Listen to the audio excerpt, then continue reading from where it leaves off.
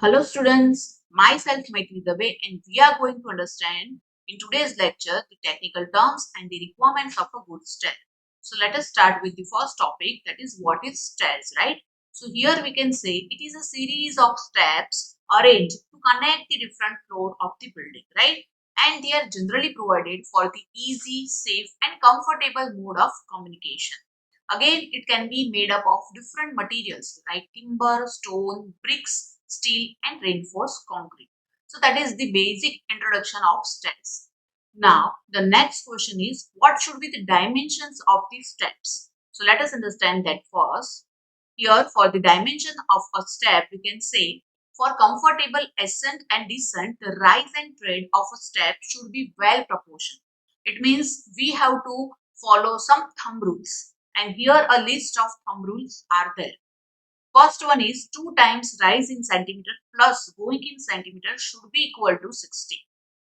Second one is the rise in centimeter plus going in centimeter must be equal to in between 40 to 45. If rise in centimeter into going in centimeter we do, we will get the answer in between the range of 400 to 450. Adopt size must be equal to 14 centimeter and going must be equal to 30 centimeter as standard. Then for every 20 mm subtracted from going and add 10 mm to the rise. By doing all these thumb rules, thus the other combinations for rise and going would be notified as we can say 15 centimeter by 28 centimeter, 16 centimeter by 26 centimeter, and 17 centimeter by 24 centimeter.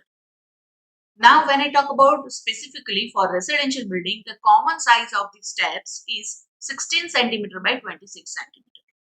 But when we talk about the public building like hospitals, the comfortable size of the step is 10 centimeter by 30 centimeter, right?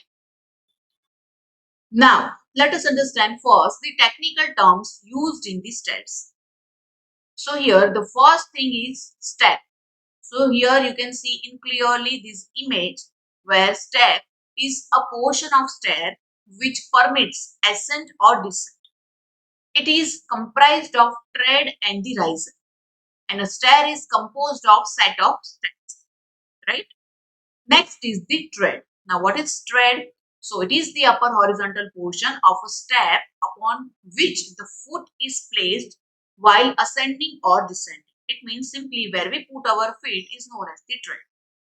Next is the riser. So it is the vertical portion of a step providing a support to that particular thread where we provide our foot. Next is the flight. So this is defined as an unbroken series of steps between the landing, right? Next is the landing.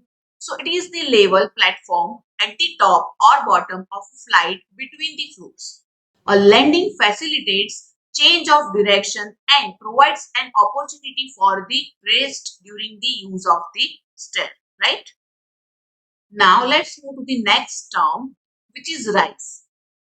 Rise is nothing but the vertical distance between two successive threads where we put our foot. Next is the going. So it is the horizontal distance between two successive riser faces. Next is the nosing, which is something projecting part of the thread beyond the face of the riser. It is usually rounded off from architectural consideration. So the safety of a person who use that stairs at the chances or at the point of accident can be cured. Next is the scotia. It means these are molding provided under the nosing to improve the elevation of step and to provide strength to that particular nosing.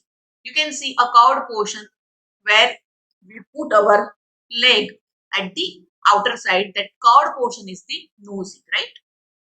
Next is the soffit. It is the underside of a stair. Simple. Next is the pitch or slope. It is the angle which the line of nosing of the stair mixed with the horizontal is known as the pitch. Now the next is the strings or stringers. So these are the sloping members which support the steps in a stair. They run along the slope of the stair. Next is the newel post. It is a vertical member which is placed at the ends of flights to connect the ends of strings and handrail. Next is the baluster. It is a vertical member of wood or metal supporting the handrail. Next is the balustrade. It is consists of a row of balusters surmounted by a handrail to provide protection for the users of the stairs. Next is the handrail. So it is a rounded or molded member of wood or metal following generally the contour of the nosing line and fixed on the top of the balusters, right? Now the next is the headroom. Now what is it? It is the minimum clear vertical distance between the trade and the overhead structure. Next is the run. It is the total length of the stairs in horizontal place including the landings. Next is the header. It is the horizontal structural member supporting stairs, stringers or the landings. So these all are the technical terms of stair and you can correlate with this image easily when you define these terms, right? Now let us move to the requirement of a good stairs. So basically we have to think different topics like design of layout, trades and risers, location, width of stairs, length of flights. Even we can say the next component is the pitch of stair, headroom, then the baluster, then the step dimensions and lastly the materials of construction. By considering all these points, we can provide a good stairs. So let us understand all one by one in detail. First is the design of layout. So the height of floor is generally known, right? So the procedure for determining the number of treads and risers is as follows, which is fixed. So the position of first and the last riser are determined with regards to the position of the doors, windows as well as verandas. A convenient height of the riser is assumed. Then the number of riser must be equal to the total height of floor divided by the height of riser. And number of threads in the flight is equal to number of risers minus 1. You will get the answer. This is due to the fact that the surface of the upper floors forms the tread for the top stair. So that is how it is designed. Now, for instance, let us suppose that the height of floor is 3.50 meter. Assume a riser of 140 mm. Then the number of riser is equal to 0.35 divided by 0.14, which will give you answer as 25. So the number of treads of stairs with single flight must be equal to 25 minus 1 is equal to 24. And number of treads for stairs with double flight, then you have to minus 2. So 25 minus 2, which will give you 23. So depending upon the space available for staircase, the type of stair is selected, right? Now the second one is the trades and risers. So in order to make the ascent and descent easy, the trades and the risers of a stair should be suitably proportioned. Following rules of thumb are commonly used for obtaining a satisfactory proportion of the riser and trade of a step. So the first one is rise in centimeter plus going, which is equal to 40 to 45, which we have already discussed. Again, rise in into going must be equal to in between 410 to 450. If 2 time riser in centimeter plus going in centimeter must be equal to 60. Take rise is equal to 140 mm and going as 300 mm as standard if possible, right? So then for each 20 mm subtracted from the going and add 10 mm to the rise, and then we will get number of combination for rise and going, and it would be look like 150 mm by 280 mm, 160 mm by 260 mm, 170 mm by 240 mm, right? So the staircase in a residential building should not have a rise of more than 230 mm and a going of less than 230 mm. For public buildings, I can say it is desirable to have the rise of not more than 180 mm and going of not less than 270 mm. The wider the going, the less should be the rise, and the greater the rise, the less should be the going. For a winder, the width of going is measured at a distance of 450 mm from the inside or the small end of the thread. And it should always be remembered that whatever may be the values of rise and going, they should be kept constant throughout the stairs and at least throughout each flight. So that is how it is defined. Now, it may further be noted that when space available to accommodate trade is not adequate, the risers are kept in an inclined position, or we can say precast units of treads are adopted. In such cases, the projections of subsequent treads in plan overlap each other and thus the total effective length of flight is reduced. Here, two figures are there which shows respectively the inclined risers and precast unit of thread in this figure, right? Now, the third one is the location. It means it should be so located as to provide easy access to the occupants of the building, very easy.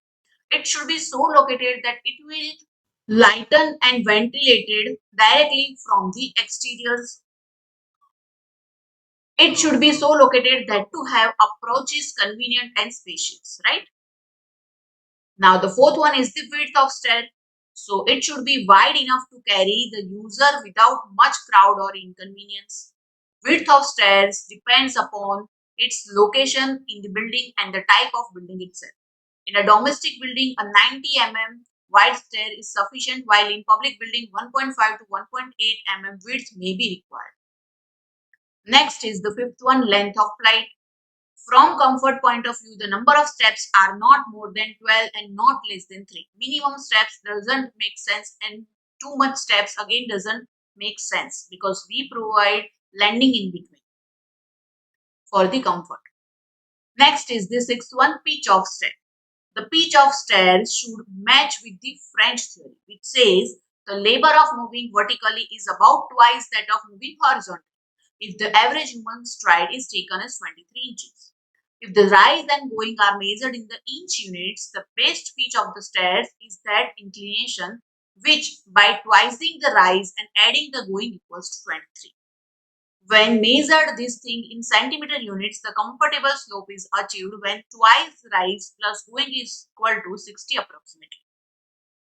Pitch should, however, be limited to 30 to 45 degree. It means we have to make sure that our steps at an angle of in between 30 to 45 degree. Otherwise, it is difficult to climb that steps. Next is the seventh one, headroom.